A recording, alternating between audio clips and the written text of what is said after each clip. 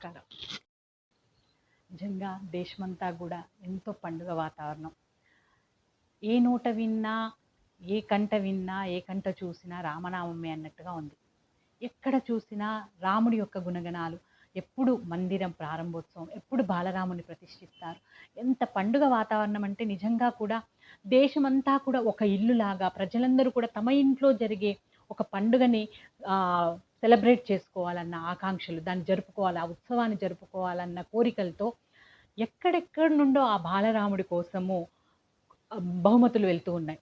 అత్తవారిల్లైన నేపాల్ నుండి, జానకి పుట్టిల్లు అయిన నేపాల్ నుండి ఎన్నో కానుకలు, మేనమామ ఇల్లు అయిన ఛత్తీస్గఢ్ నుండి ఎన్నో కానుకలు, జైపూర్ నుంచెల్లి ఆవు నెయ్యి, ఎక్కడి నుంచెల్లో పాదుకలు, ఎక్కడి నుంచెల్లో గద, ఎక్కడి నుంచెల్లో గంటలు, ఇలా ఎన్ని కానుకలని చెప్పాలి అసలు. మొత్తం ఏది రామయ్యకు నేను సమర్పించగలుగుతానా, మా నుండి ఏం వెళ్ళగలుగుతాయా రామయ్యకు అని చెప్పేసి ప్రతి ఒక్కరి ఆలోచన. ఎందుకు రాముడు ఇంత మన ఆలోచనలో కూరుకుపోయాడు, మనవాడు అనిపించుకున్నాడు, ఈ రాముడు మనవాడే అని చెప్పేసి ఎందుకు ఇంత ఆలోచనలు వచ్చాయి?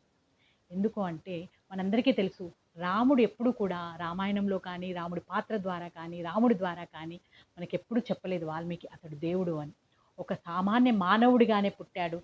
తన యొక్క విలువలు, తన యొక్క ప్రవర్తన ద్వారా ధర్మానికి ప్రతిరూపంగా నిలిచాడు.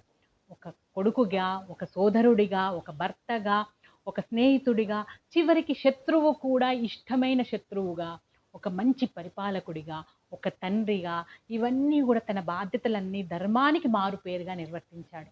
రామో విగ్రహవాన్ ధర్మ, రాముడు ధర్మానికి మారుపేరు, రాముడి స్వరూపము ధర్మానికి స్వరూపము అని చెప్పేసి ఒక రూపం మనకు చూపెట్టాడు. ఎందుకు ప్రతి ఒక్కరూ రాముణ్ణి ఉదాహరణగా తీసుకోవాలి అని అంటే ఇవన్నిటి వల్ల ఉదాహరణ తీసుకోవాలి. కాబట్టి పెద్దలు ఏం చేశారు, ప్రతి ఊరిలో మనకి రామాలయాలు ఏర్పాటు చేశారు. ఎందుకు రామాలయాలు ఏర్పాటు చేశారు? ఈఫిల్ టవర్నో లేకపోతే ఏదైనా స్మారక స్తూపాలనో కట్టించవచ్చు కదా. అంటే మన భారతీయ సంస్కృతిలో ఈ కట్టడాల బదులు ఒక వ్యక్తి యొక్క రూపాన్ని మనం ప్రతిరోజు చూసినట్టయితే అతని నుండి మనం ప్రేరణ పొందుతూ ఎలా ఉండాలి, ఎలాంటి లక్షణాలను అవలంబించుకోవాలి అని చెప్పేసి వస్తాయి అన్న ఒక ఆలోచనతో ఈ గుడి రూపానం, తర్వాత రామాలయ నిర్మాణాలని చేపట్టారు. ఆలయాల నిర్మాణం చేపట్టడం ఒకటే కాదు, దాని వెనక ఎంతగా ఆలోచన ఉంది అంటే దాని మీద, గుడి మీద ఆధారపడి ఎన్నో సంస్థలు పనిచేస్తూ ఉంటాయి. ఎంతమంది వ్యక్తులకు ఉపాధి కలుగుతూ ఉంటుంది. అటు పాడి పంటలు కానీ, వచ్చిన వాటికి గుడి మాన్యాల నుంచి కానీ, గోవుల నుంచి కానీ, వేద పాఠశాల నుంచి జ్ఞానం చేయడం కానీ, పంచడం కానీ, దాని గురించి బోధించడం కానీ, అలాగే పూల వాళ్ళు, ప్రసాదాల వాళ్ళు, తర్వాత శుభ్రం చేసేవాళ్ళు, పూజారులు, ఇలా ప్రతి ఒక్కరికి జీవనోపాధి కల్పిస్తుంది గుడి అనేది. మనందరికీ తెలుసు, ఇప్పుడు రామాలయం ఎందుకు కట్టాలి అక్కడ అయోధ్యలో?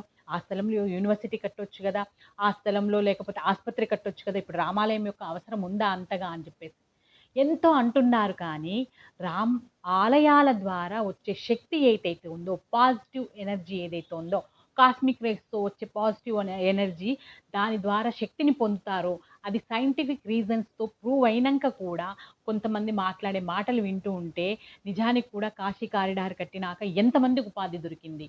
ఇప్పుడు అయోధ్య నిర్మాణం వల్ల దాదాపుగా పూర్తిగా హోటల్స్ అన్నీ బుక్ అయిపోయాయి, మొత్తం ఫ్లైట్స్ అన్ని టికెట్లు బుక్ అయిపోయాయి. ఎంతమందికి ఉపాధి తెలియకుండా పరోక్షంగా ప్రత్యక్షంగా ఉపాధి కల్పన జరుగుతుంది. ఎంతమంది కొత్త శిల్పులను తయారు చేసింది, ఎన్ని కొత్త ఆలోచనలకు తెరలు లేపింది, ఎంతమంది వ్యక్తులు అక్కడ పనిచేస్తున్నారు. ఇవన్నీ కూడా ఉపాధి కల్పన కాదా? మరి ఇవన్నీ ఏంటి? ఇవన్నీ ఉపాధి కల్పించడం కాదంటారా? కాబట్టి దేవాలయ వ్యవస్థనే మన పెద్దలు ఉపాధి కల్పన, ప్రజలందరి సంతోషాల కోసం, మొత్తం సమాజం యొక్క క్షేమాన్ని కోరడం కోసం కోరుకుంటూ వీటి అన్నింటినీ చెయ్యడం జరిగింది. దేవాలయ వ్యవస్థ నిర్మాణం జరిగింది. దాని ద్వారా నిత్య అన్నదానం జరుగుతూ ఉంటుంది. ఎంతోమంది తిండికి నోచుకోలేని అభాగ్యులు, సంపాదించుకోలేని అభాగ్యులకు కడుపు నిండా ప్రసాద రూపంలో మనకు నైవేద్యం దొరుకుతుంది. అలాంటి వ్యవస్థ దేవాలయాలని వీళ్ళు అవహేళన చేయడం అంటే నిజంగా వాళ్ళ ఆలోచన ఏ పాటి ఉందో మనం అర్థం చేసుకోవాలి. అలాగే రాముడిని ప్రతిరోజు చూస్తూ ఉంటే అలాంటి వ్యక్తిత్వం మనలో నిర్మాణం కావాలి అనుకోవాలి. అలాంటి వ్యక్తిని నేను తయారు కావాలి. ఒక సోదరుడిగా, ఒక కొడుకుగా, ఒక మంచి భర్తగా, ఒక మంచి పాలకుడిగా, ఒక మంచి స్నేహితుడిగా వీటన్నిటి లక్షణాలను నేను పుణికిపుచ్చుకోవాలి అని చెప్పేసి అలాంటి వ్యక్తిగా నిర్మాణం కావాలని రామాలయాలు కట్టడం. ప్రతి ఊరిలో రామాలయాలు కట్టడం. నిజంగా ఎంత ఆలోచనలతో పెద్దవాళ్ళు ఇది చేసి ఉంటారు. ఒక మంచి సమాజాన్ని నిర్మాణం చేయాలా అంటే మంచి వ్యక్తుల్ని ప్రేరణగా తీసుకోవాలి. అలాంటి వ్యక్తుల్ని మన కళ్ళ ముందు నిలిపారు. వాళ్ళని దేవుడి గదిలో పెట్టి పూజించడమే కాదు, వాళ్ళ నుంచి ప్రేరణ పొందుదాం మనం. అంతా రామమయం అన్నట్టుగా, మొత్తం రామరాజ్యమే ఆశిస్తున్నట్టుగా, ప్రపంచమంతా కూడా ఆనందోత్సాహాలతో చాలా గొప్పగా జరుపుకుంటున్న పండగగా మనమందరం గూడా ఆస్వాదిస్తాం. రాముడి నుండి నేర్చుకుందాం. దేవుడిగా ఒక్కడే కాదు, అతని నుండి ప్రేరణ పొందుదాం. ఎలా ఉండాలి, ఎలా నడవడిక మనది ఉండాలి, ధర్మానికి ప్రతీకగా ఎలా ఉండాలి అన్నది నిజంగా రాముడి యొక్క రూపాన్ని, రాముడి గుణగణాల్ని మనం ప్రతిరోజు గుర్తు తెచ్చుకుంటూ అలా ఉందాం, అలా ప్రవర్తిద్దాం.